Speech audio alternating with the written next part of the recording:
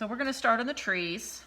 A little bit of green in the background. I have Hooker's green and I have an emerald green. It's kind of a lime green.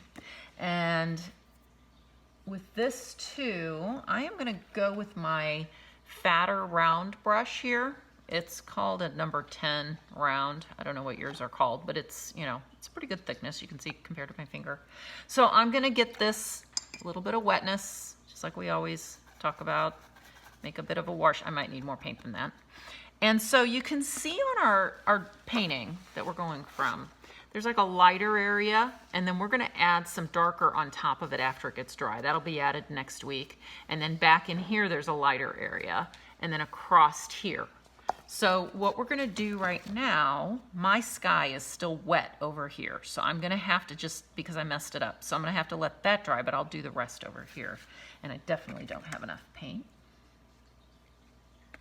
Get a little more. So I'm gonna start with a nice bit of wet, and I'm just gonna start adding in the background shade up to the barn, go all the way off. And there's even some bits of bushes and things that go up in front of the barn because the barn's back behind it. Okay. Now I didn't add the house. I could always add it later if I want. Now you don't want to overwork too much when you get in near the brown, or it's just going to mix with the brown and you're going to end up with a muddy green, which at some point we're going to put some darker green in. So I'm just like laying in this layer, okay?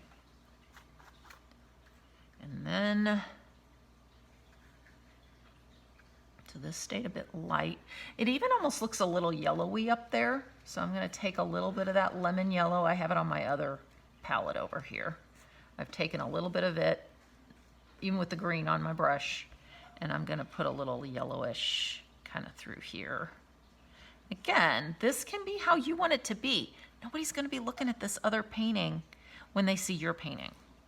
So it's what you want. And then there's going to be hills back behind in here. So you could put a layer of another color. Now, you'll be going all the way across behind the tree. My sky is still wet there, so there's no point in me trying that. But that's what you're going to be doing. You're going to be laying in these layers of different colors, which indicate different vegetation that's going on. And I'm going to actually add a little yellow up in here.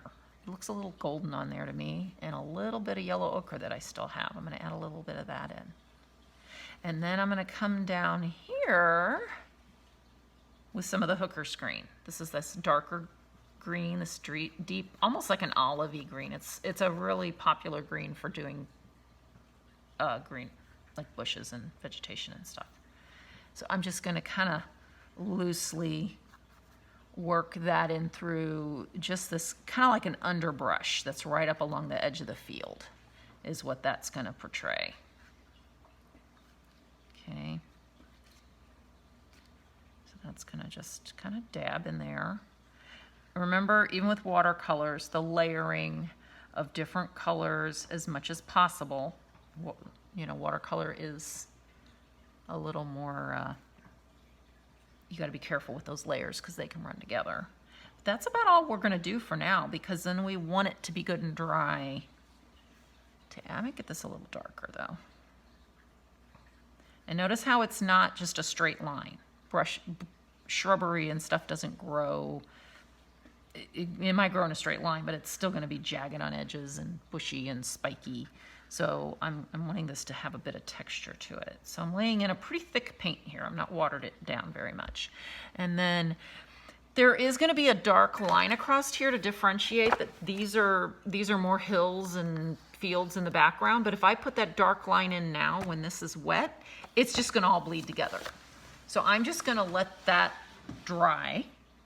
A thing that I could do now is this is dry enough, I could put my speckles that kind of show that this is dirt. But a problem I would have is I would end up with speckles on my green, and it really doesn't have speckles, and this is wet. So if I lay a piece of paper on it to block it, like we did for the ocean, it's gonna absorb and it's gonna mess that up.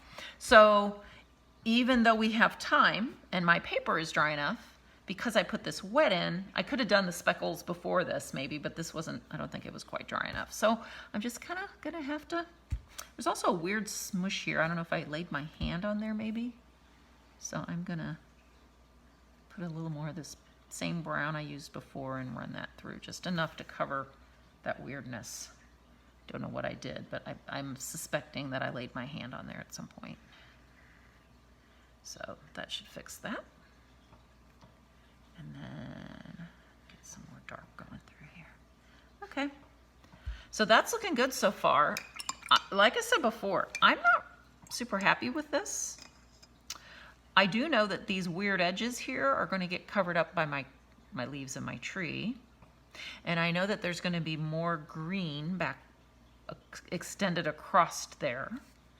So I know that's going to happen. In fact, I could probably take some of this blue out, knowing I'm going to put that in there later.